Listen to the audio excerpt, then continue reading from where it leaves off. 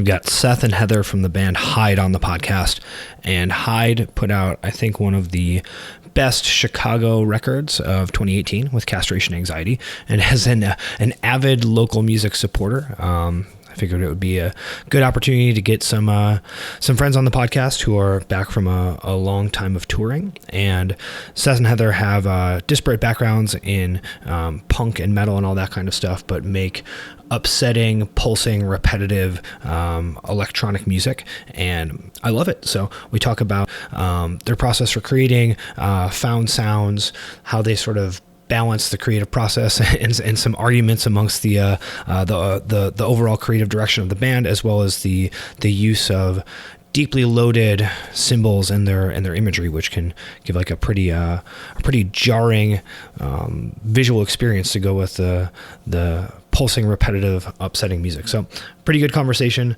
some laughs for all, some deep in the weeds music knowledge for folks who enjoy that. And sorry for everyone who listens to this podcast for fitness content. Not going to find it on this episode, but check it out and enjoy.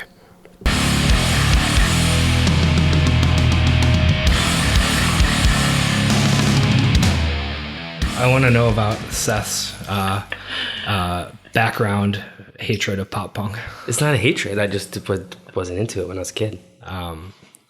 So I had a funny experience. Looking back, most of my taste opinions at this time are funny, but I liked a certain type of pop punk and was extremely opposed to another type, right? So I liked Alkaline Trio, and I liked NoFX, and I liked Green Day and Screeching Weasel, and just hated people who liked Newfound Glory, for example. Right? Where you're like, you like the wrong kind of pop punk. Right, and then there are those kind of like in-between bands like Blink-182, which was, you sort of liked it, but also kind of had an opposition to it. I don't know. Yeah. Okay. Yeah, I never listened to any. I mean, I've like been on tour with all those bands that you just mentioned. I've never listened to those bands like as a music. Yeah. Do you know what I mean? Yeah. It's like, oh, it's cool that people are into this for you guys. Glad everyone's having fun with it. Yeah. Not like specifically shit talking, but like also kind of, but I don't know. Totally didn't get it when I was a kid. Yeah, it wasn't I was like listening to punk, really. Like, well, but some people think those are punk bands, I guess, but like, yeah. This is the conundrum. Yeah. No, I was listening like in high school. Well, I guess I don't know. How are you talking about high school? I was listening to The Cure and like Crass. So that's like where I'm coming from. The real dark stuff. Yeah, I suppose. Yeah, like I love. Okay, but did you start there? No, I had like a Violent Femmes tape. That was like, I was not cool. I didn't know anything about music. Like I found out about the Ramones because this guy at school said that my hair looked like Joey Ramone's hair, and I was like, who's Joey Ramone? And he's like, you don't know who that is? And you're copying him. Yeah, no. I remember I saw like a Ramones video on 120 Minutes, and I was like, oh. It's like music for like babies to me is what it sounds like. But also I was like, oh, cool, like they're all wearing leather jackets, like what's up? Yeah, but I didn't know what was going on really at all. I don't know how I stumbled upon The Cure, or I would buy stuff then just because I thought it looked cool. I still do that, just not as often. I don't have as much disposable income. Just be randomly buying records. Yeah, it worked out a lot back then, cool, because you didn't have anything else to go on. If it was like the label that you knew, something else that you liked was on or whatever. Yeah. Thanks like, list from some band. Yeah, 100%. Yeah, you're like, oh, that's how I found pretty much every band. Yeah, pre-internet. Thanks list. Yeah. It was cool. I bought a lot of terrible albums that way. Yeah, but I don't know. It's nice to support. But I bought a lot of good ones too. Yeah. I mean, I think that that impulse to sort of like search out, oh, okay, where is this from? Where did this come from? Like, what's the next step or whatever? Mm-hmm. Is something that is, at least by the internet, both facilitated, right? Because you can access just about anything, but it's also kind of it can be overwhelming, and then also like devalue the process of searching it. So it's like a weird trade-off.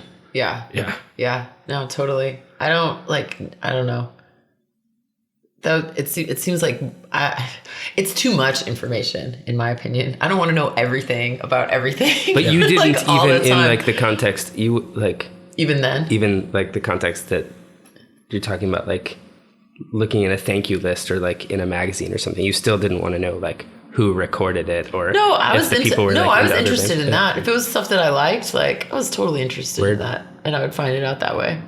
You know.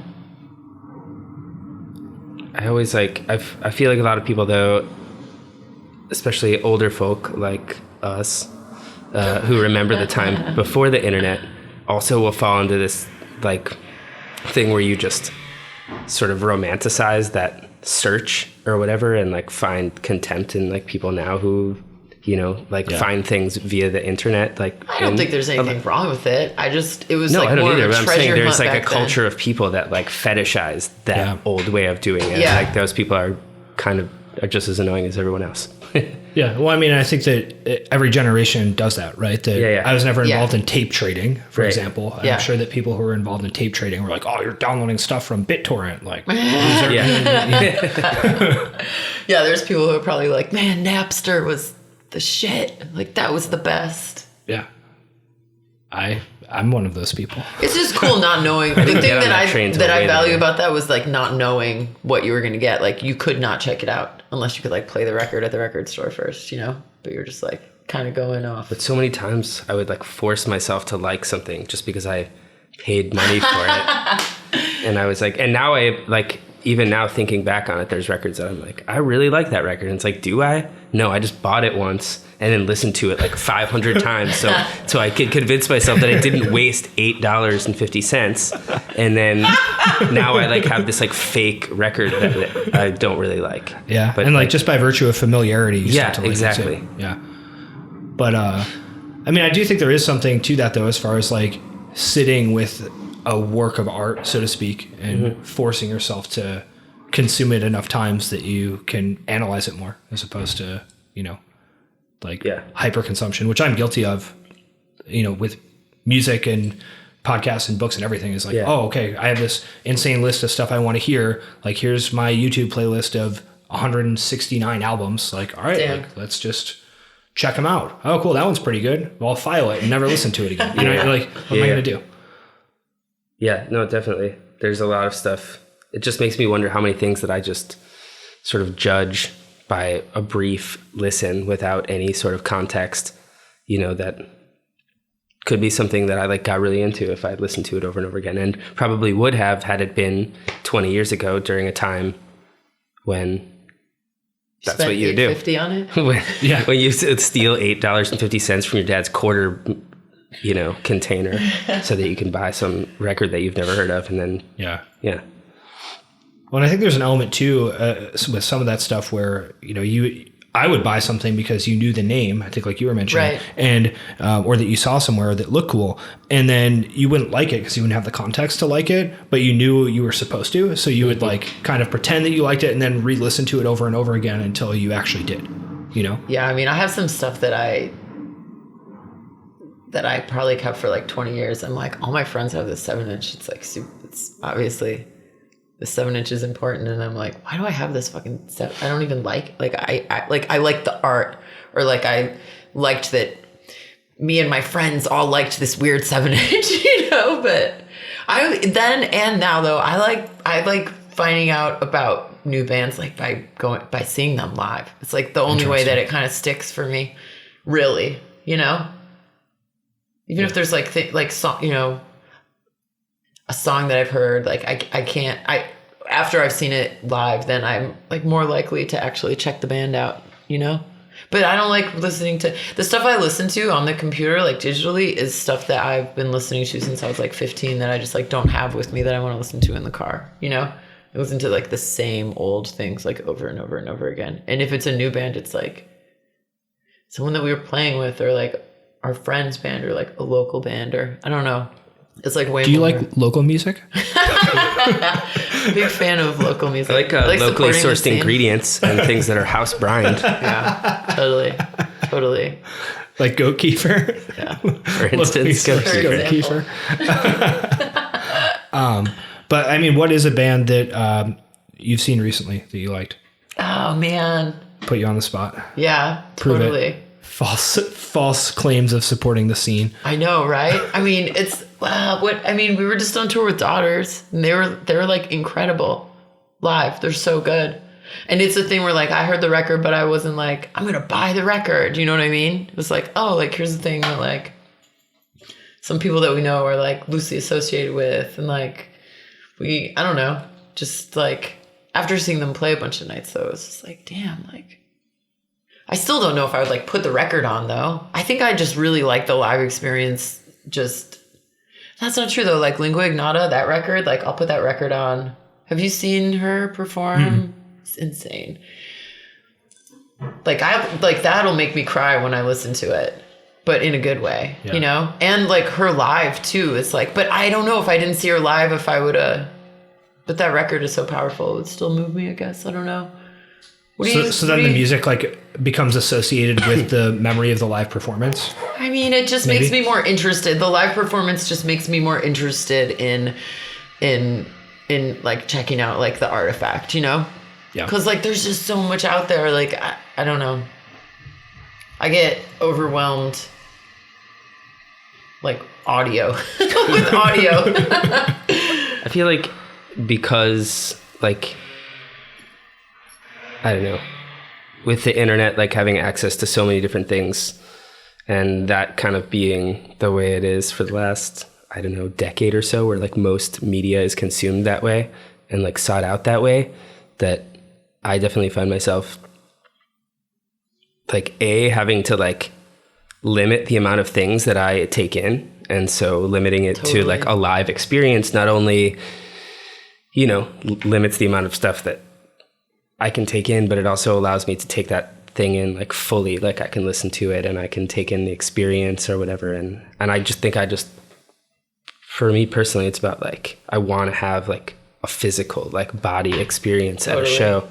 And like so much music is like made and distributed, like never having left a computer, you know, or ever manifesting itself physically, which is weird because I don't own like anything and I don't really care about stuff at all. Like 2 records. But somehow like but that's the cool thing about an experience is it's not a thing. I mean, you could try to document it by recording it, but it'll never be the same as like physically being there, standing in front of a bunch of speakers, like blasting your face off. Yeah, definitely like don't want to be on the internet any more than I already have to. And so using it like for sort of like pleasure, it's like beyond watching movies. I'm just like, I don't want to be looking at it all the time, you know? And I don't know, like I do like visual art and then the band, and that's just like hustle shit, you know? It's constantly with the social media and the emails, and it's like, it's cool, it's great. Like that's part of the work, but like, well, yeah, just standing there with your eyes closed and getting like annihilated by an experience is like so much more important, I think, you know, now probably. I mean, it's a physical, like full body experience, or it should be. I feel like when you see a band that's just like playing backing tracks, you know, and everything's like perfectly mixed, you know, and like so much electronic music, I feel like you see it's well, like and actually, that. I mean, for you, that's an interesting statement to make because, you know, you are essentially standing there twiddling knobs to play live. Yeah. Right? Yeah. It's true.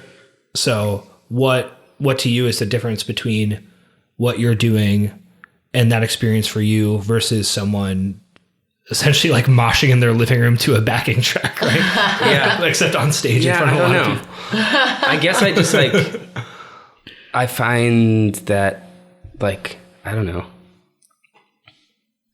like having more control over stuff using hardware. Excuse me. I feel like you're just able to like push certain frequencies more, like specifically for a live setting, more than just like, I mean, I'm sure if you're playing something off a computer, you could also have EQ settings and all of that kind of thing. But most people are playing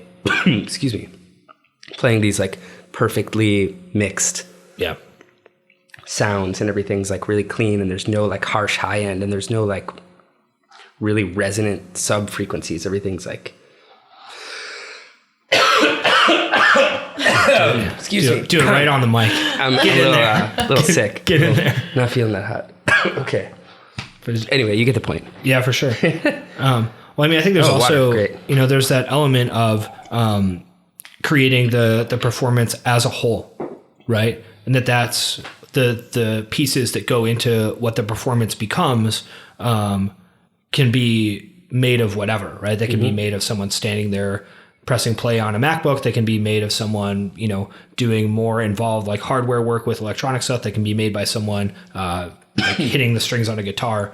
But the overall output is what the performance becomes, right? And that's, the whole is greater than the sum of the parts, kind of no matter how they're put together. Yeah. Word. Depending, I think. And it's something that took me a long time to realize, but it's true. Yeah. Yeah. Well, and I mean, Seth, since you were just kind of talking about your, experience with trying to perform live. I mean, I think that something that's interesting I wanted to ask about is that a lot of your background is more in like drumming and percussion, as well as, kind of fiddling with a lot of electronic stuff, et cetera. What is your, I guess, thought process in terms of trying to create like a specific type of music for Hyde? Like what are you thinking about when you're putting that together? Well, first off, we source everything together and do a lot of the arrangements mostly together. But I guess in the end, the final beat mastering. Yeah. That's not true. What are you talking I've about? beat mastered. You have definitely beat mastered a number of times you've beat mastered for sure. Yeah. But as far as like what I'm bringing to the table, so to speak. Yeah. No. You know what I mean? It was just a clarifier. Anyway, I don't know. I guess what was the question again? Yeah, I mean, I guess that thinking about something like Hyde, as far as, I mean, for both of you, which I think is really interesting, is that the music that Hyde makes is not really what either of your backgrounds are, right? Yeah, I don't know. Yeah. See, Okay. let's argue about it. It feels like to me that they are. Yeah. That it is because of where we're coming from with what like initially like we were passionate, like that shared spirit of like the music that we were initially like passionate about as kids, like sort of like coming into like music being sort of like, I mean, I don't know. It was like, we both spent a lot of time like alone listening to music, yeah, sure. Sad kid style, like, and the stuff that I liked is sonically different from what you liked at that age, but there's a lot of crossover. Yeah. And like the things that I liked a lot that I played for you, you like, and the things that you liked a lot, I mostly like. Yeah. But the spirit of everything, I feel like even the where sound. It's coming from, and some of the sounds. Yeah, I mean, like we've sampled like Pantera, we've sampled like Roland S. Howard, like guitar feedback. We've sampled like just things that are from things that we like, but that you would never hear in the music, perhaps. Right. But it's literally coming from what we like, or like a sound outside where it's like, yo, did you sample that jackhammer? Or, Oh, yeah, sure. So it's, I don't know. Bro, did you sample that jackhammer? Bro, did you even sample that jackhammer? I think you keep saying like we're sourcing it from like a place where it's coming from a spirit, but I think even just sonically, like the songs sound like a combination of like. I could see that. I mean, when we played brutal metal and like drone like meditation music. Yeah, and I like. And you like I don't know, dark, percussive, heavy music, very repetitive. Yeah, like sure. Is it? I don't even know what it's like. Hardcore punk, like I don't even know what it's called. I'm like not. I don't know all the genres. Deep punk, it's hardcore. Deep, but like not. I don't know. I don't know. But yeah, I mean, I guess that's true. Like we played some of the new stuff for our friends in Detroit. Adult and Adam also loves Rudimentary Peni, and like they're like one of my favorite bands. And he was like, oh, the vocals on this totally remind me of like this Rudimentary Peni song. And I was like, oh my God, like that's so sick. Like I wouldn't have ever thought of that, but I get it, like it makes sense. Sure. Yeah. Well, I mean, I guess from the what I think is actually really interesting is sort of what you're saying right now, which is that you have all these influences from, something like Rudimentary Peni or a Pantera sample or what have you.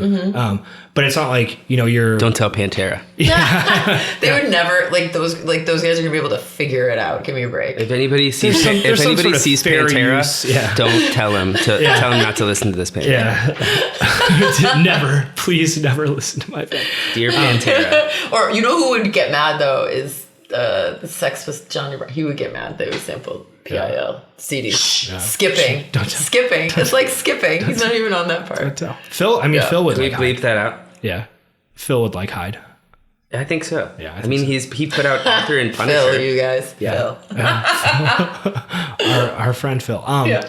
But I don't know but no, about that. I mean it's not like you're we're gonna sound like this Nights or Ebb song, or we're gonna sound like... If we ever made anything that sounded like that, we would immediately destroy it. Yeah. Not like that specifically, but that sounded much like I any... mean it very specifically. Yeah. Like sometimes bands come on and I'm like, is this Nits or Ebb, or is this like one of these other 5 bands that sound exactly like Nits or Ebb? And it's like, I would hate for that to happen. Yeah. When someone heard our music, think it's a different band. I don't know.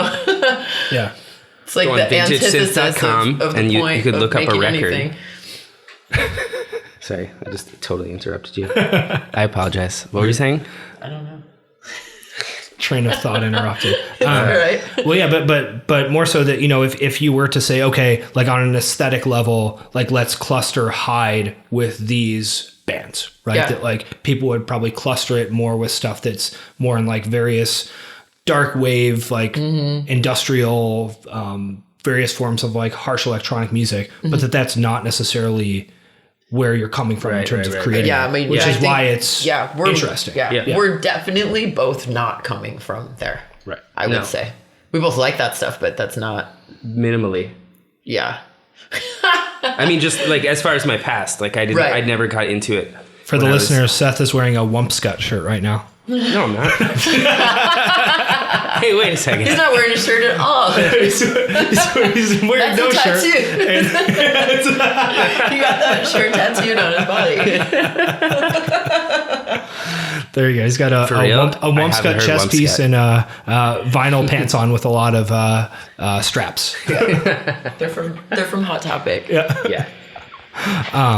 But I do think that that's potentially why the music is so interesting, right? Is that it, from an aesthetic, like surface level perspective, it fits in with a certain type of genre, but is not being created with the intention of making something that sounds like that genre. Definitely not. Thank you. So I guess that to kind of circle back on where I think I was originally going with that line of questioning is like, why end up making something that sounds like a genre, at least on a surface level, that is not necessarily where either of you are like coming from? This is just what I think both of us, might sound pretentious, but are just like want to make something that's like whatever it happens to be, and it never is like should have it's like not pretentious, should have a specific intent, like especially like a genre intent before it's manifested. Yeah, that's not. It's like not something even in my mind at all. Yeah, just like if I were to like say like I don't want to be a band like like this or like that. It's like this is what happens when we make things together. Like this is what I just want to make heavy, brutal shit that makes people feel anything at all. Yeah. In this world of internet internet oversaturation, feel anything. Yeah, seriously. Well, but I do think that a lot of people choose to create music from like a totally different reason. They're like, I want a band that sounds like Bolt Thrower. Totally. Yeah. How does Bolt Thrower write riffs? They write them like this. Okay, I guess I can also do that. Yeah, and people like it's viable for musicians and fans. Like I don't just mean financially, but just as like satisfying. Like it works for it. It's it's just a different thing, and just not. I mean, our favorite shows are like when it's with just wacko bands where it's like, what is this bill? You know? Like, those are my favorite shows. Like, when you play with a lot of bands that are kind of doing the same thing, it's kind of boring, I think. I think that a lot of artists agree with that, and I don't know if fans do. Yeah, fans get confused, but that's sick. It's I think every artist is like, yes, awesome, like a weird show. And fans are like, why would I go to that crazy show? Yeah. But sometimes people are like... They're hungry for it, though. Like, these shows, the shows we just did with Daughters, it was like us and Wolf Eyes and Daughters. There were a couple of different openers, or like main support, but like, that was what the bill for most of them. And it was like, there's this band Gouge Away, they're like a hardcore band from Florida, like, but like different, you know, a little bit different. But those, like, that bill is just like some of those kids had like never been to shows before, and they were so stoked. They got there early, they watched all the bands, and they were just like, like, what the fuck is this? But like, from an excited place, you know, like, whoa, like, I had no idea. And that's really cool.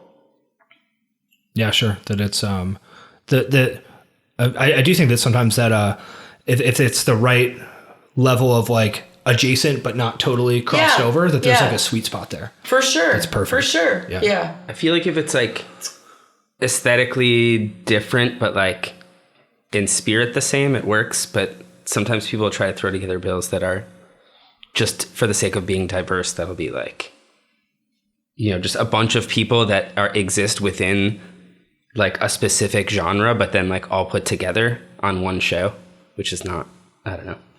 It's different, I guess, than just having like a bunch of shit that, I don't know. Do you curse on your podcast? Sure can. shit. Very foul-mouthed. Very foul-mouthed individual. Yes. Coughing into the mic, swearing excessively. Who let this person in here? It's that goat juice. Who is this? Just start yelling like a goat. Like the videos of the guy. Yeah, dude. That was a great impression. The best is the one at the end that's just like, boop. Like the one that's yelling at that guy. They're like talking shit to each other. Oh yeah. The one over the fence. Yeah. The guy's like, da, the goat's like, and he spits at him. And the guy's like, and they like take turns. There's like a rapport. It's so good. It's so good. Makes me want to just take their milk and ferment it into delicious totally yogurt. There you go. Sounds great. just every time I watch that video, I just gotta. I used to watch it every morning. There were like a few months where it like put me in extreme behavior. It made me feel. I was like, oh, it's like a good way to start the day. Whatever it takes, man. You know, yeah, whatever it takes to get you to open your eyes. At what point because I feel like with videos like that there's like an interesting curve of humor related to it, where when you first watch it, it kind of catches you for one reason and it's funny. And then when you keep watching it, you like notice weird little things about it that almost make it funnier. You're like, oh, I just love that one part when like that goat does this slightly weird like head movement, right? Yeah. And you're like, oh wow, that's so funny. But then once you get used to it enough, then it loses its charm because it's not surprising anymore. Yeah. So at what point did it stop being funny? I think I could watch it when now. all of our attention spans shrunk to absolutely nothing from like being satisfied with watching a loop of something over and over and over again, to the point where you could find humor in just like the tiniest millisecond of it. Well, I mean, like I would say that like it's not even necessarily like an attention span thing. It's just like the you just burn it out. You just burn out on it. Yeah. Yeah. It makes sense. If you can have it whenever you want, you're just gonna be like, whoa, and then be like, I never want to see it again. I mean, even on like VHS tapes, I would rewind to like the same like 10 seconds of a movie that was funny over and over and over again. Really? Yeah. That's interesting. And that was a lot more work. I couldn't just loop it. Yeah. Yeah. I don't think I ever did that. But yeah, it's like, well, if you take something like music, though, it's a little different in that you can keep listening to that. You can burn out on songs, but it's not the same thing as humor, right? That humor requires a little more surprise, probably, And then once the surprise is gone because you know it so well, then it stops being worth watching. Maybe? Yeah, that makes sense. You can also just think of it at that point and imagine think it's funny in your brain. Yeah. Just inside out the whole thing. Yeah. You don't need to like watch it anymore. Right. And then there's some sort of refractory period, I guess, where if you don't watch it for a certain amount of time, then it regains all of its... Yeah. Like have you guys ever seen the video of Scott Stapp's song that he made for the Florida Marlins? No. Oh man. Wait, Scott Stapp? Is that the guy from Nickelback? From Creed. Creed, okay. Unbelievable. We'll watch this. We'll watch this later, but it's insane. Yes. Yes. Seen it? No, but thumbs up for Creed in general. But so the Marlins were really good in, I don't know, the early 2000s, and he's from Florida, so they had him write a song like for the Marlins playoff run or whatever. And I mean, the song is sort of what you would expect, right? It's like a typical Scott Stapp-ish type of situation. And hashtag Scott Stapp. Yeah, exactly. And he just, the lyrics of the song are essentially him like naming things that happen in baseball. So it's just like stuff that happens. It's like a diving catch, a double play, right, a stolen base. Like, so it's literally just like occurrences in baseball. Yeah. It's insane. That's like, I feel like there's like a Susie and the Banshees song where I'm like, are you reading just like the Chinese? Are you just reading the takeout menu right now? Like, I love that band, but there's like a couple times where I'm like, are you reading like a photography 101 manual right now? Like what all these, it just looks like it looks like you're just reading a glossary, but you know, whatever. I think lyrics are really hard. I think the modern equivalent is like when you comment on an Instagram post and you just post an emoji of the thing that the photo is of. That's like Cypress Hill's whole thing. All their comments are. They haven't been doing it it's like for a while. It's a picture of a balloon, and they'll like put a balloon emoji. I was really amused by their comments on the National Geographic Instagram, which have stopped. Regular commenters. Yeah, they were regular commenters, and I mean, it would always pop somehow like. What was it like? Crazy. It was like, well, you know how you only can see like one when you're looking at a post. It'll only show you like, it'll be the top, the thing with the like highest rating that has a crossover with your algorithm or whatever of what you like. And so like the one that it would show me is Cypress Hill. Like, I like this. It would be like, it was a picture of a whale, it would be an emoji of a whale. It's amazing. Or like, it was just whatever it was a picture of. Cypress Hill would post an emoji of whatever the thing was in the picture. It's like some like and it wasn't like Rorschach a fan situation. A fan like, post. You got it. It's a whale. It's like hashtag Cypress Hill official, you know. It's like the real deal. It's sick. Like, I don't know if it's Send Dog or what. Be Real, is that the main guy? Be Real is, yeah, for sure. I don't know if they switch off. Yeah. You know, who posts one. Yeah, all right, it's your turn. I don't know if Be Real does more of the posting on. Yeah. Your turn to go comment on the on the National Geographic Instagram. Yeah. That's truly ridiculous. It is. All right, so to circle back to what we were talking about earlier with some more like detailed questions about like the music and composition and stuff, I think that we sort of touched on like the repetitive, like pulsing nature of the stuff that you've been putting out. I mean, honestly, all of your releases kind of have that. I think that the newest record, which I guess is actually relatively old as far as recording though, at least to me, is a little more like clearly like, okay, this is kind of what we do. Which I hope is a compliment and on purpose. Yeah. But yeah, to me, it's like, okay, like this is kind of the direction that we went for this. That's something that I was thinking about with it is that you can think of that type of repetition as far as, drone type of stuff, like a droning metal stuff. You can think of it as more ambient music, maybe like Tangerine Dream. You can think of it like dance music where it's like, okay, here's the groove and it kind of, goes through it. Even more like avant-garde type of stuff as far as, okay, we're going to create something uncomfortable and just like repeat it to make you feel bad, right? Or confused or whatever. Or feel something at all. Yeah, or feel something at all. What if any of those, or I'll just let you react to that, is your, I guess, intention with the overall feel of like that sort of pulsing, repetitive idea? I mean, that's just something that we both are sort of like driven to create, I think, you know, like, and what something that we both respond to in music, you know, something that like touches both of us in music. And also like, I'm always like distilling things down, you know? So it's like, all right, there's this and this and this, and maybe we just need these two things to interact, you know? And just by nature, I think of like making things more minimal, which is my tendency, which is not Seth's tendency. Well, my tendency is to make things minimal, but to have a bunch of slight variations and like, and so we kind of like work through it all together to get to like where we are now, you know?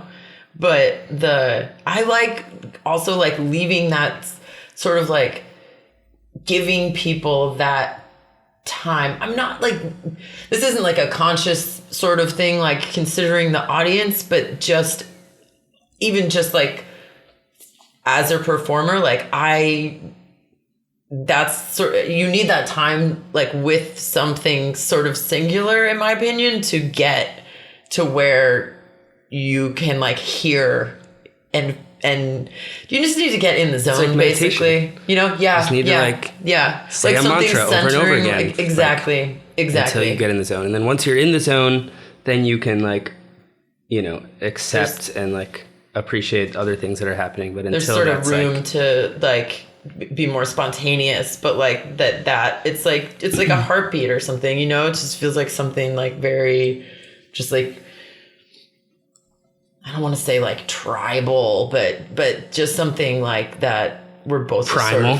I mean, I don't know, like just feel primordial. It's like compelling, and I'm compelled by it, and then that's just it feels like the natural thing of what we want to do. Mm-hmm. I like getting just something beat into me like that though too, like as like Swans, for example, like just keep whamming it. You know what I mean? Just like, you can't, those songs, they're so direct and there's no like minced words, and they just keep like blasting you. And I love that. Yeah, that makes a lot of sense. My, my buddy Adrian, I had on the podcast a while ago, and he was talking about how he, you know, would just actually almost like you were talking about with videos, he would just loop the same section of a song over and over and over again. Yeah. And then he discovered stoner metal, and he was like, oh, yeah, okay. Like they just find the one riff and then they just play it forever. And that's basically the way that I just have been doing that on my own. Like, oh, yeah, let me hear that again. Yeah, let me hear it again. Yeah. Mm-hmm. Yeah. There's a lot in just even like 2 seconds, you know, like the different rhythms that can come out, and the way that can evolve over time, even when there's hardly anything there, is like worth exploring, I think. I feel like your brain just slowly starts to absorb small subtleties of like this thing that's been there the whole time, but you don't really latch onto it until after you've heard it a bunch of times in a row. Yeah. Well, and like you mentioned that, that gives you an opportunity to add subtle variation to it as well. Mm-hmm.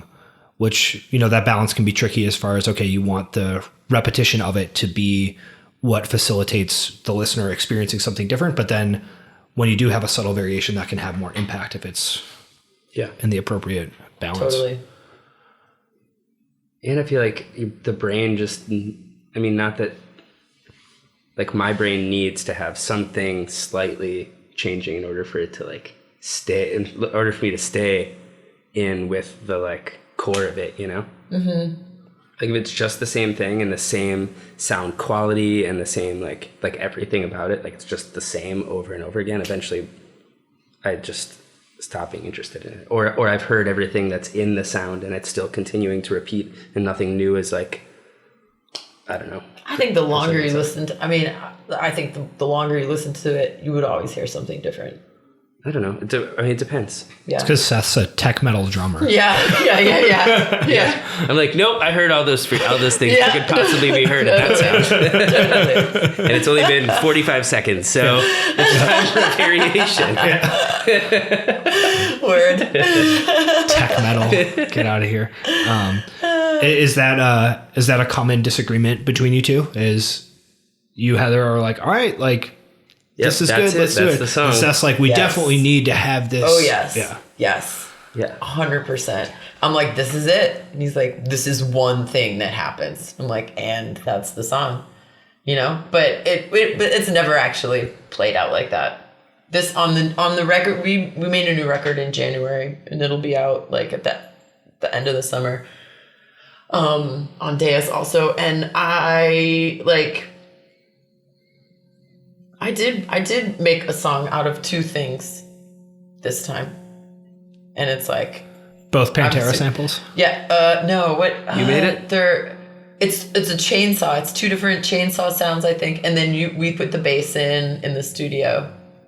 But it's always, it's a always stretched out chainsaw. Yeah, it's always a compromise, But yes, so it's like, I know, like, he's like, when you do a solo project, it can just be this one sound over and over again. But like, that's not what I'm interested in doing. And I'm like, well, whatever. I'm interested in making something sound like it's the same sound over and over again. Yeah, we get there together, but yes, definitely. Like, I'm like, this is the thing. We're arguing about it right now. Yeah, actually. yeah. I mean, kind of, but yeah. Behind the scenes. No, it behind works the music. though. It gets easier and easier. Like it would be bad fights in the beginning, very bad fights in the beginning about it, but now, I don't know. I think I submitted. Yeah, I was gonna say, like, I've like gotten better about compromising, but I don't really know if that's true as much as that you have submitted. But it works. You just were coming from a totally different place, and I was coming from a place of never having made music before or having any interest in it, and then having a hyper singular vision about it, which is like, it's like you're on board, and that's really cool. But it's ours, Yeah. So. And so, I have a vision too, Heather. I know you do. I know, but I'm saying, as far as me, like, being, but I want it like this, Yeah, yeah. And you'd be like, well, it depends. If I was like, I want it like this, and I ultimately, like, I would argue, but then ultimately, if I realized that the only reason that I was saying that was because I had worked for a long time on it, or because I just thought it was cool, like, out of context of, like, whether it was like a quote Hyde sounding thing. Like, once I thought about that, then usually I would realize that it was the right decision or whatever. But sometimes I'd get frustrated because it would be like, just because I like spent a long time on it, which doesn't necessarily mean anything. But I also think that like all of those tracks, all of those things that like were ultimately vetoed, like would still have been good tracks. Yeah, I mean, we can say we never made them. Yeah. Who knows? Yeah, we've salvaged potential vetoes for great tracks though in the studio. Sure. Yeah. So I mean, is the dynamic then that Seth, you would make something complicated, and Heather, you'd be like, "This is a tech metal song, get out of here," or that you would come with something minimalist, and Seth would be like, "This needs 15 more parts," or both. No, it would be that used to be the dynamic. Seth would work on something alone. Like, we would sort of agree on like the bank of sounds perhaps, and then he would work on something alone, and it would be just like massively more than I would want. And then I would be like, this one part is cool, like let's make this, the array. I would have like very, very minimal sort of suggestions that were reactions to like the overall composition, and then Seth would get frustrated because he had worked on it really, but I like didn't have any input, so like, I'm sorry that you worked on it, but this is my input, and then we would get it to where we wanted it together, and that was like the very beginning of the band. I feel like I've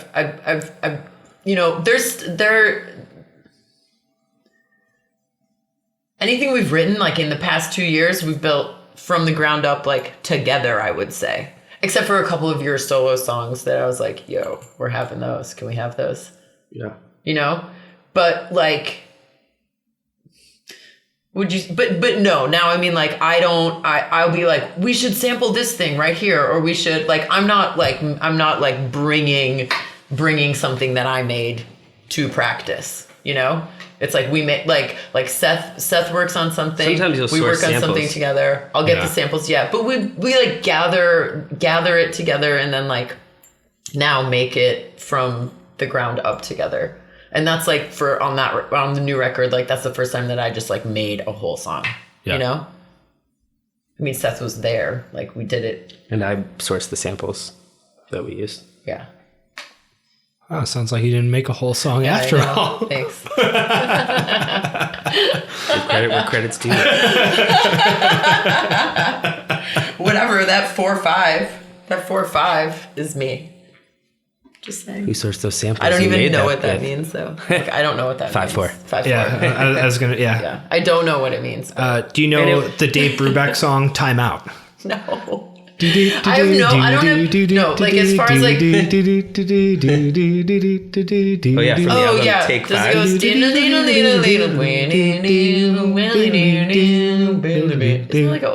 it like an old jazz song? Yeah. Yes. Yeah, I know that song. Is that in 5/4? 5/4. Yeah. No. Oh yeah, Seth knows because it's called Take 5, and I think there is a record called Time Out. I don't know. Whatever. Seth knows all of the technical. He's like you know like classic. I don't know anything about. I don't know that much. I don't know as much as time signatures and the one and like that is not my realm and I am not interested in it, which is frustrating sometimes when that's like the language that Seth speaks. It's not even just the language. It's just like trying to manifest something in a machine often requires you to have some sort of like program it. You have to a mathematical thing. Like the 5/4 thing was like the rhythm wasn't actually exactly 5/4, but that was the closest approximation that I could like grid it out in the MPC so that we could add other things to it that sort of made sense in conjunction. But like with not it. enough sense really. No, it's still like way all over the place and wacky. Yeah, I think that the my inclination was to make it a 4/4 thing. She was like, no, this is the rhythm, and I was like, trying to. I'm shaking my head and having a weird look in my eye right now for all those listeners out there. Like, okay, I'll figure it out. And No, not quite. No, but we figured it out, and it's really cool. I really like that song. Yeah, and I really like when people come up and they're like, "So, does your experience as a drummer, is that how you're able to like write songs in 5/4?" And I was like, Heather wrote that. I was trying to make that shit 4 to the floor, man. Right. I just wanted it to be like a 4 to the floor like house track. Right. And like Heather's coming at me with some 5/4 shit. I don't know. Well, but it's like if you know what to expect, like that's what I'm trying to avoid all the time. That's where weird time signatures are cool. Well, I guess that's what I'm saying. I like 4 to the floor though too, like a good slammer. I'm really turn my nose up at that. Yeah. Well, one of my favorite bands, going back to bands talk, is Meshuggah. Yeah. And I love how all their music is written in 4 and all of these variations of 4, and it is so confusing. But that's it's like, insane. Actually. But all their music is just like every riff will be like, if you count 1, 2, 3, 4, it all comes back in multiples crazy. of 4. Yeah, because their music just sounds insane. I like them because they don't have guitar solos. Or they have a ton of guitar solos. They don't sound like regular guitar solos. Yeah, they're like though. Alan Holdsworth guitar solos. Who's Alan Holdsworth? It's like a jazz fusion guy? Yeah. Okay. Wait. Yeah. Yeah. We don't need to go there. Anyway, they're like weird, like droney. I don't know. They're anti-solos, kind of. Right. Yeah. And like it's most of the complexity of their music is rhythmic, which I like. But it'll be like one note playing like all these different cool rhythmic patterns that don't feel like they're in 4, but have this like natural. I don't know. Just like because the drummer is just playing a momentum backbeat over it, and his feet are doing the crazy rhythm, and it just like Mm-hmm. circles back around. Yeah, it's cool. This is very impressive. Yeah, it's like imagine the brain connections to be able to do that. You're like, oh, that's tough. And it's just cool because like every other like technical, I just made quotes with my fingers, metal band always like tries to like play too many notes or play in like all of these weird awkward time signatures that don't make any sense and like do all these like annoying solos. That's and their they're just reserve, like why I can deal with their guitar solos, because they don't come off like that. Yeah. Let me just fit it all in. It must be really hard for the singer of that band to write lyrics. I think the drummer might write the lyrics. That makes sense. You love that. Yeah. Magma. I'm not Sugar, all the drummer led bands. Those are the best ones. that start with M. Yeah, that's our M. Sugar, Magma. Whoa. Mill Collins.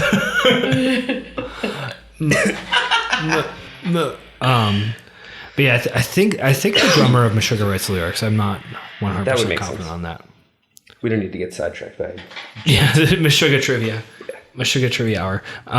So another question has to do more with I guess the symbolism associated with the imagery of Hyde, right? That there's a lot of use of specific like iconography that has meaning associated with it outside of the band, and things that are potentially like variations of other symbols that, you know, that resonate with people in some way or another. And so when I see something like that, you know, sort of like I was saying earlier with the repetition in music, that can be interpreted in a lot of different ways. That can be interpreted either as like, okay, this symbol is intended to mean what it means, and we're repurposing it, or it's intended to, I guess, carry like the weight of the kind of like whatever fundamentalist human association with those kinds of things. And I'm not totally sure where that sits for you guys, and I'm curious. What do you think? Take it away. Take it away. All right. Okay. Yeah. So I do all the visual art for the band, and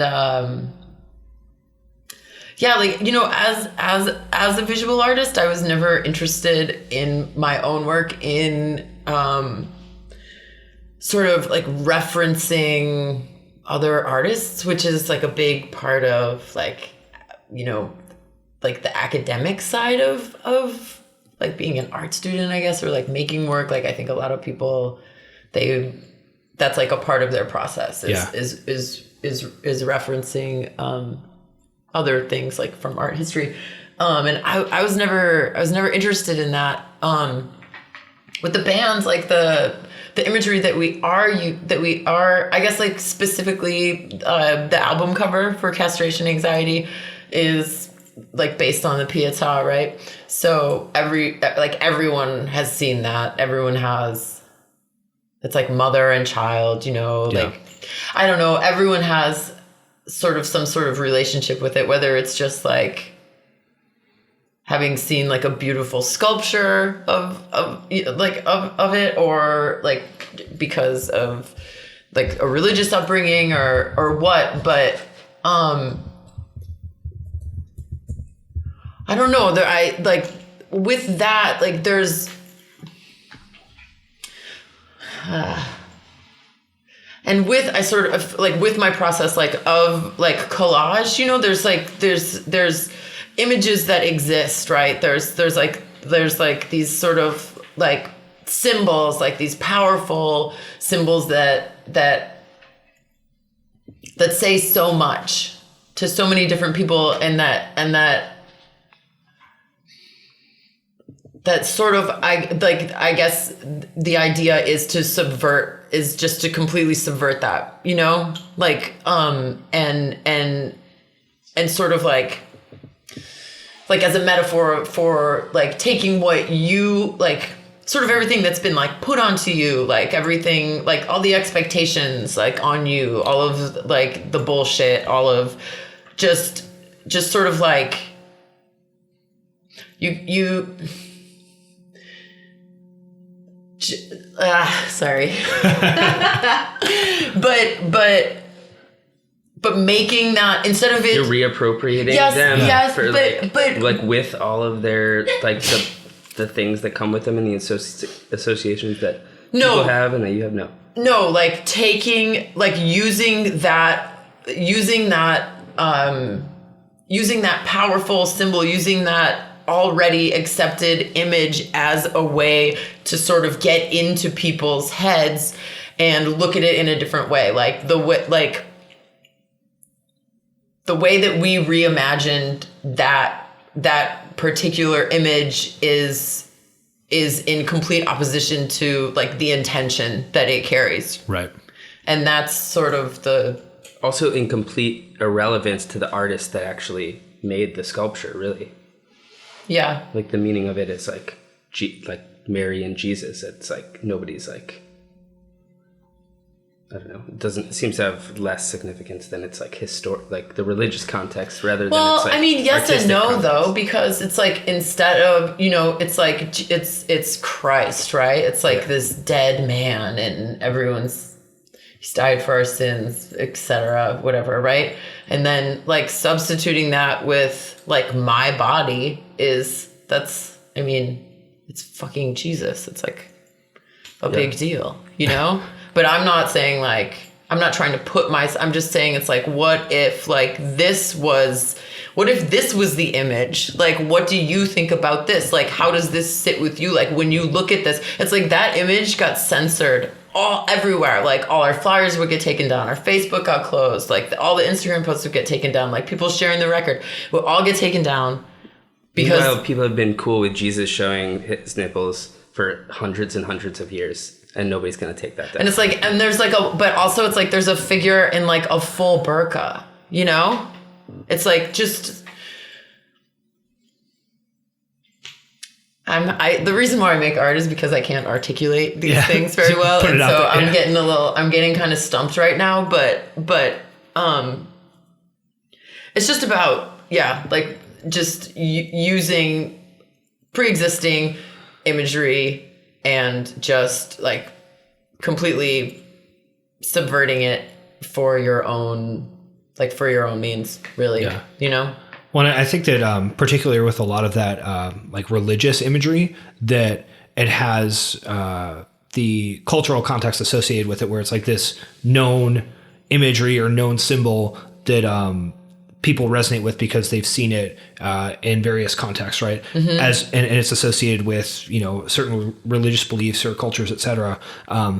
But I think on the other end of that type of imagery is so potent and powerful and utilized by so many religions because it does trigger some type of like fundamental like whatever, to get Jungian about it, like archetypal, totally, whatever, where it's kind of a two-way street where humans resonate with like certain types of images of, like snakes or skulls or crosses or ruins or like tales of like sacrifice and redemption or whatever. So then religion can utilize that to resonate with people, but then it becomes this own class of symbol that has all the religious associations with it. So then utilizing that in like a subversive way is very interesting because it both still triggers that like archetypal, like, oh wow, this resonates with some deep part of my psyche, right, as well as has cultural implication with it that then can give it meaning outside of that context too. Yeah. Like that. Yeah, exactly. It was just like, okay, like a mother, like mourning her dead son, it's like, just flip it. Like, what if it's not what if that woman like can't show her skin? What if the mother, and then like your dead daughter then, which then is like, I don't know, like I don't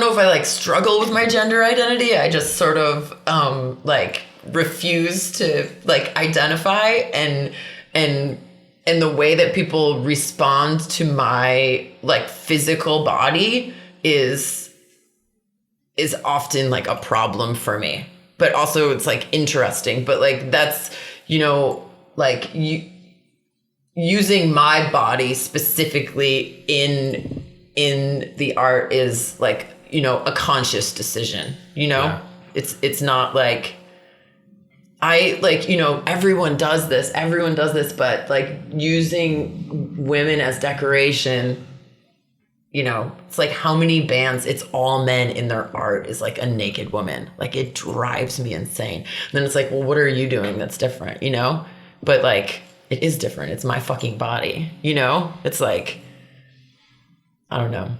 Well, what do you mean? So you said that the way people respond to your body can be problematic. Do you mean that in terms of your art, or do you mean that in terms of like I'm walking down the street and getting catcalled, or like. I mean, yeah, that's like just a given, I think. I mean, yeah, I just was, yes. Both. Yes. Yeah. I meant within the context of the band, but also, yeah, that's just like a microcosm of the world. And yes, obviously, like, or maybe not obviously, I don't know. Yeah, like I get harassed like all the time. I get harassed like walking down the street with my 9-year-old daughter. You know what I mean? Sometimes it's not even like harassment, but like an inability to even like acknowledge you, which is a common thing. Yes. Which is like, it's not directly like, violent, like toward you. I mean, it is, but making someone like invisible when there's like 3 people I know, around. but I'm saying is like to distinguish between like a cat call or like, hey, baby. Yeah. And like basically it's the same thing with like the sound person comes up and they can only talk to me. Mm-hmm. Oh yeah, they can't talk to Heather. Yeah. And I'm just be like,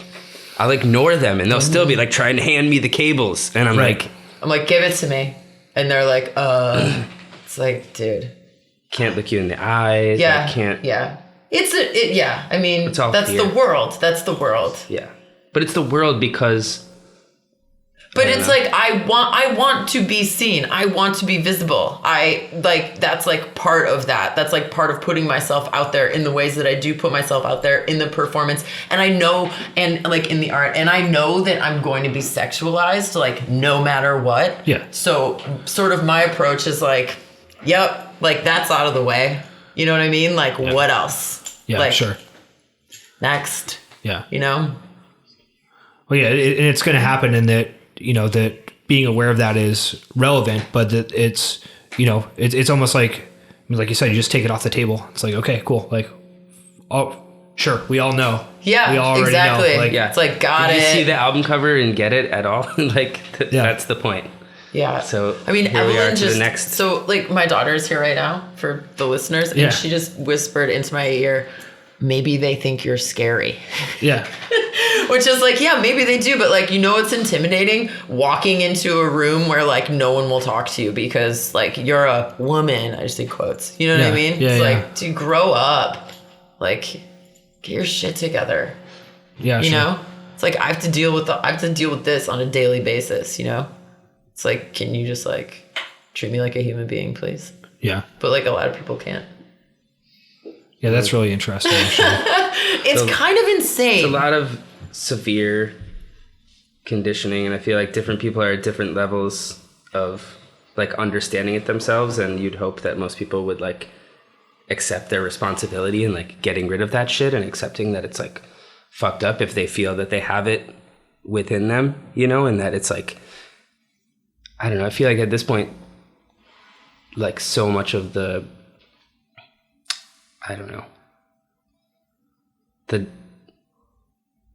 cultural and like societal oppression of women is so, and like how it ties into like religion and how religion ties into government and how things have always been ruled. It's just like, it's just so many generations of like deep rooted shit.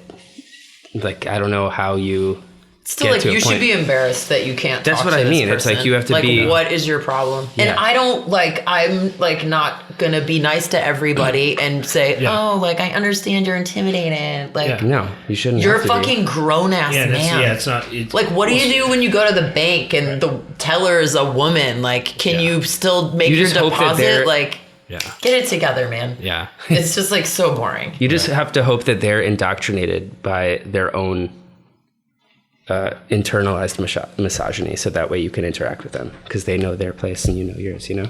Well.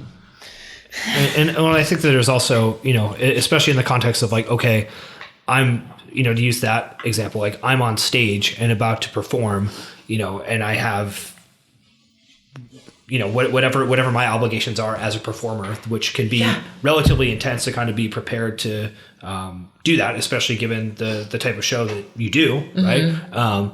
To then have someone who, isn't necessarily like, I don't know what the right word is, whatever, that they're sort of stuck in something that it's not your obligation at that point to deal with it. Yeah. Right? Yeah.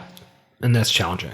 Yeah. It's just it's like, I'll be like, okay, we're done. Seth's like, are we really done? And I'm like, well, I don't want to talk to this person anymore. And actually like, they won't even talk to me. So like, yeah, we're done.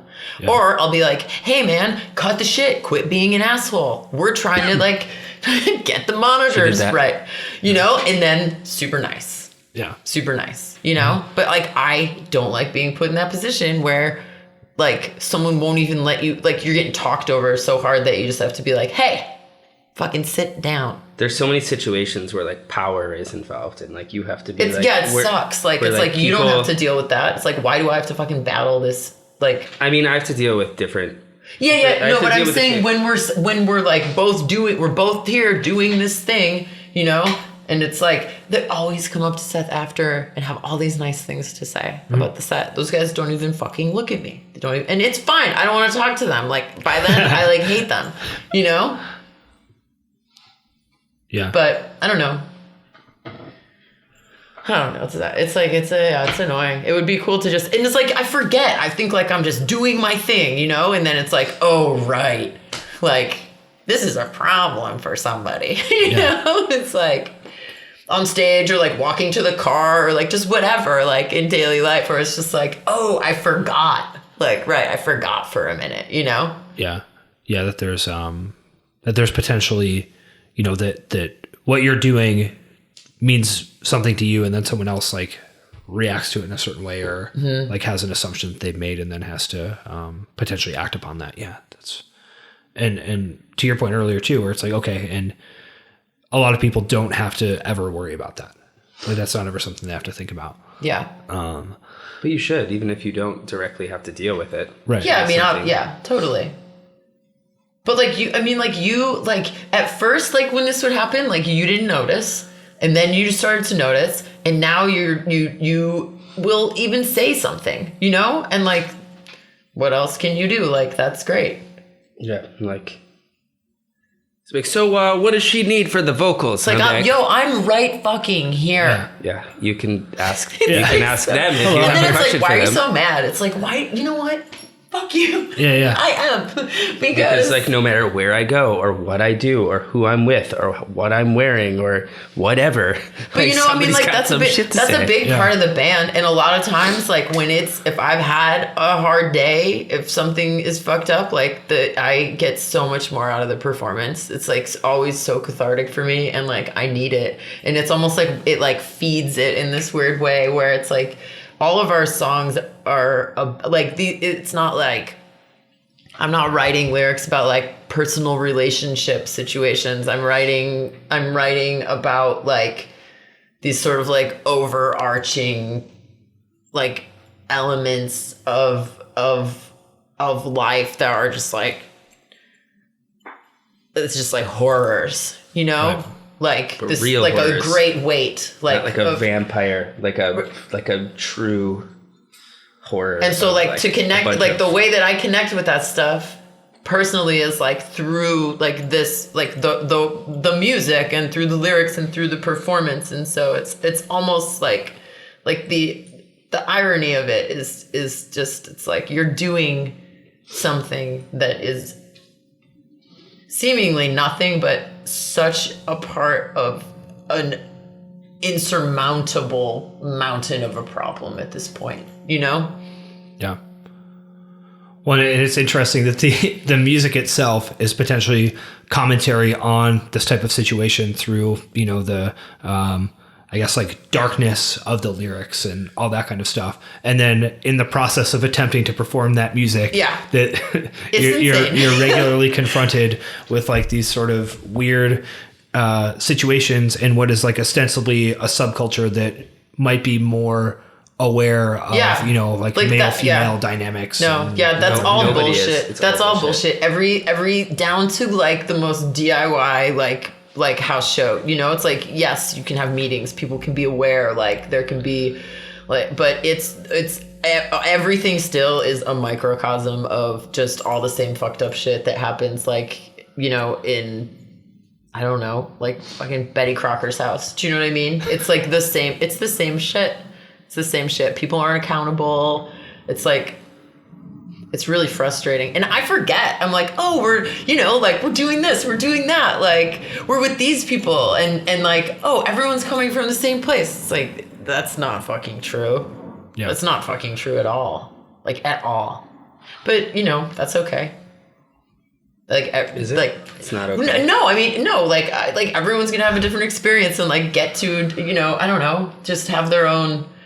Yeah, but I'm just saying, like, if you think that it is like that somehow like like the underground or like subculture is like more woke, it's like maybe by 0.001%. Yeah, a lot of times it's just like it's lip service that and it's culture will like be so calling people out, but there's still no accountability like for anybody, really. It's like now you can get dropped from your label if it comes out that you did something fucked up. But people knew that the label could also know about it for like 5 years, and they're not going to drop it unless whoever is talking about it. Like, it's a weird time. Like, well, yeah, and it makes it more visible. Yeah, I think that what's interesting about that is that you end up with, like, on the ground, a lot of the same dynamics that cause all these problems, like, basically just still exist.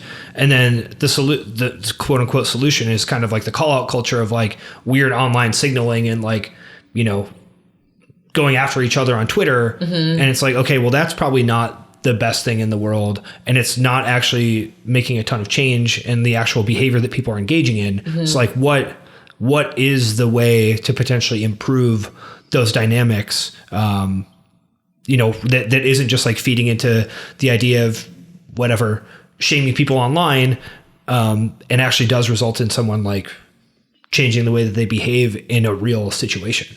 I have no idea. I think you just have to create a dialogue. I hope that's not shame. Yeah, because the whole shaming culture is just a tool of like their opposition. It's just like in order to like maintain the illusion of their like safe space within a world of like, garbage all around, I guess. But then it's like also, yeah, like if your safe space consists of the same like 50 people that like are it's all kind of like the hippie just movement, the back to the land, like so many hippies had these like great ideas, and then they were like, let's just move. And I get that the desire to want to go and like just, you're like, well, we exist on a different plane than everyone else, like we're just going to go live together. But that's like isolationist mentality. That's just only going to allow. Yeah, like, it's if like you insular. remove yourself from that culture, then you're removing your voice also from a culture that's predominantly like governed by shit. I have no idea. Like, I don't know what the solution is. I don't know. I have no idea.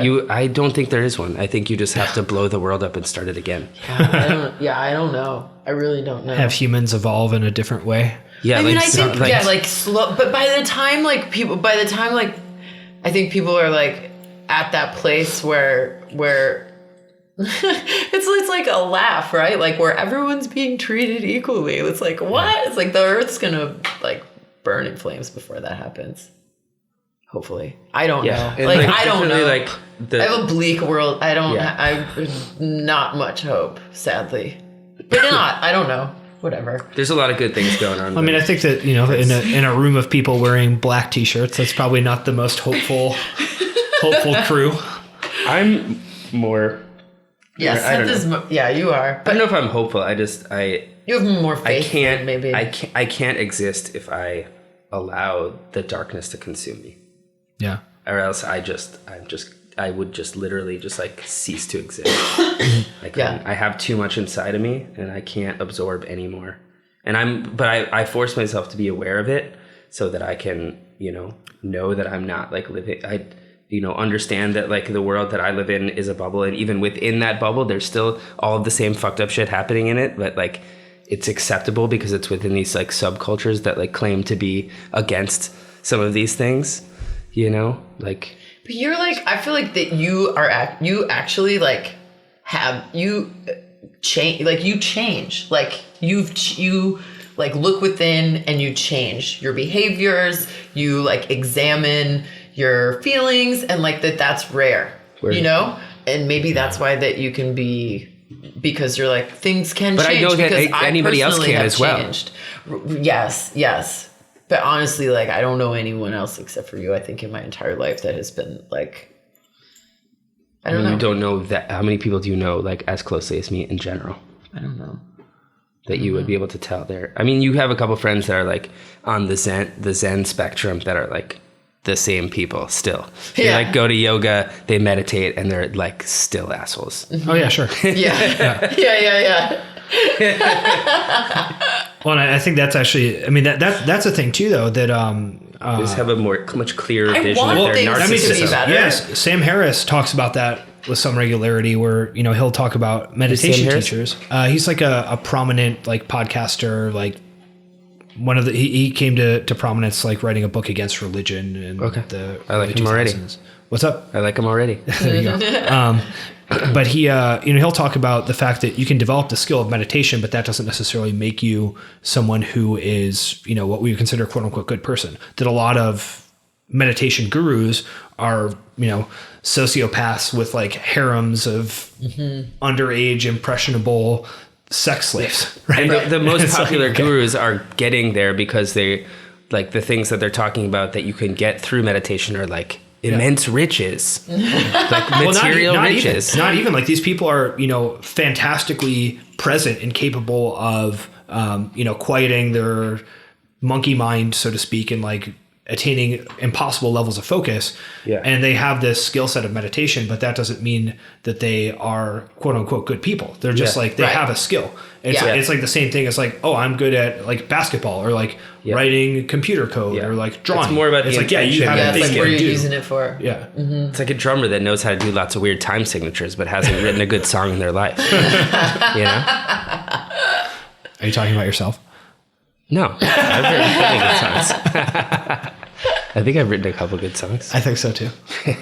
I agree. I want things to be better. I like really, even for people that I think are pieces of shit, like I think they deserve better, but I don't. I just more feel sad for how people so often like who are like mean in both like direct and like ideological ways toward other people, either based on like race, religion, class, whatever, like how so many of those people are just on the like most pathetic tiny power trip that means like nothing, just like it's just nothing, just exercising any tiny amount of power to like like by way of fear to like and that's why I try to give when people like sound people so or sad. If someone's acting a fool, I try to be like, okay, well, somebody told them what to do and now they want to tell me what to do. But at a certain point it's like, stop doing that to people. I have like this problem where like I feel like I could really just understand where almost anybody is coming from. Like I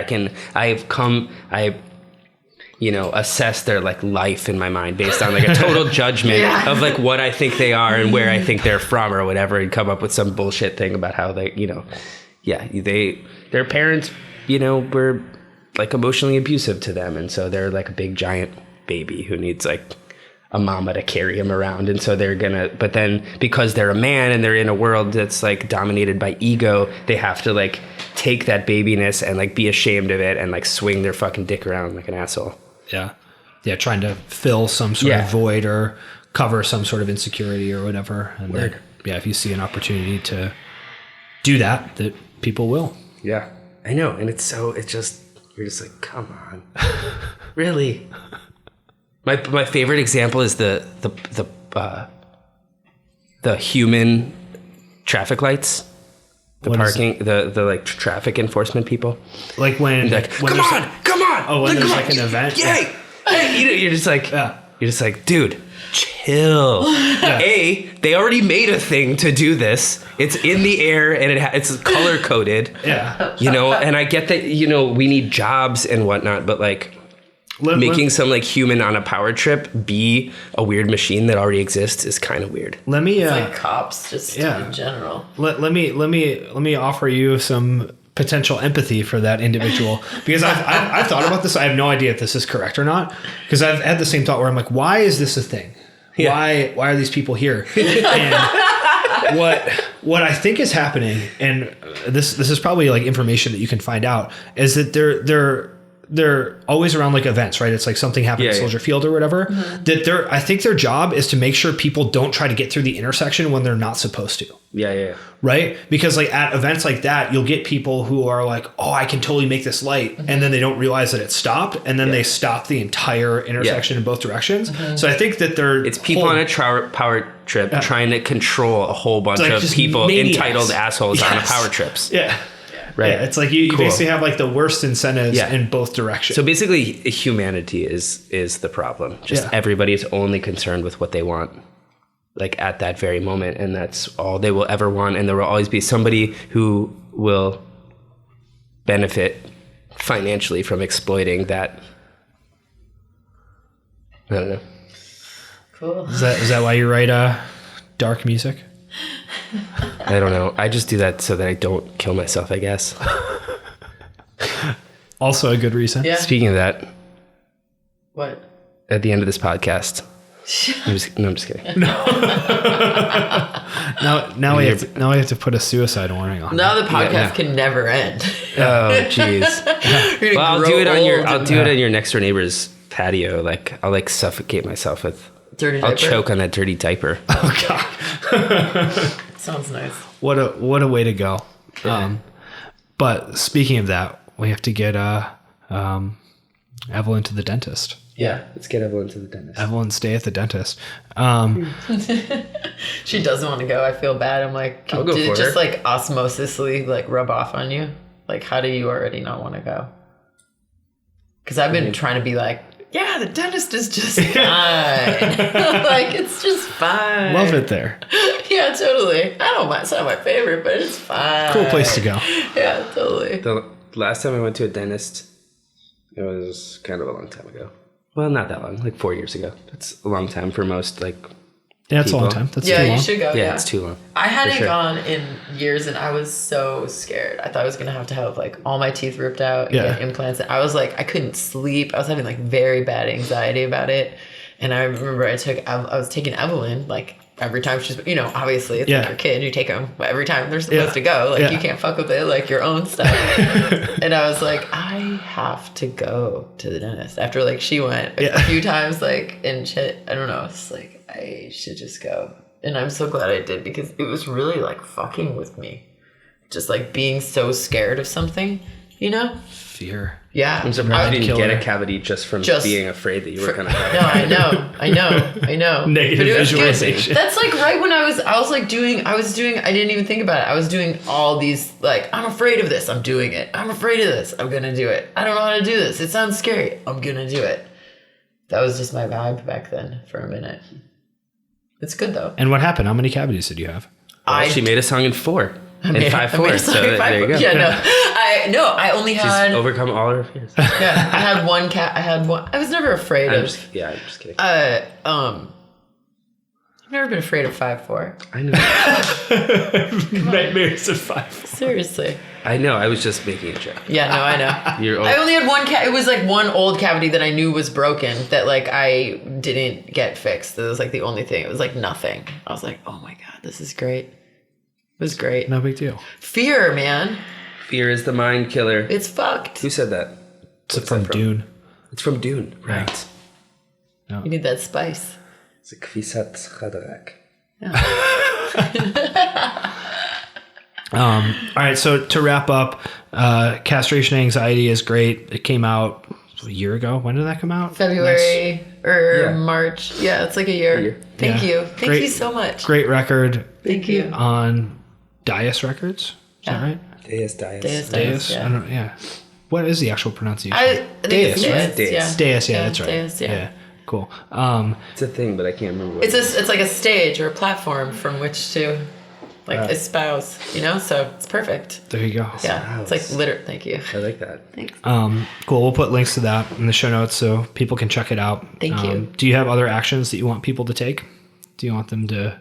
Just go see bands, live bands, I think. I don't know. Read a book. Don't even go see bands. I don't Just know. when you see somebody being an asshole, be like, you're being a fucking asshole. Stop being an asshole. Yeah, I don't know. Yeah. There you go. Do whatever you want. So And go see Seth engages Yeah. that you, or Seth suggests you engage in call out culture. Other actions. Yeah, no, I don't physical, know. not on the internet. Yeah. Not on the internet. Just do whatever. Do what you feel Do compelled you, to do. man. Yeah, it sounds cheesy. Hey, There you go. as long as you is, You think?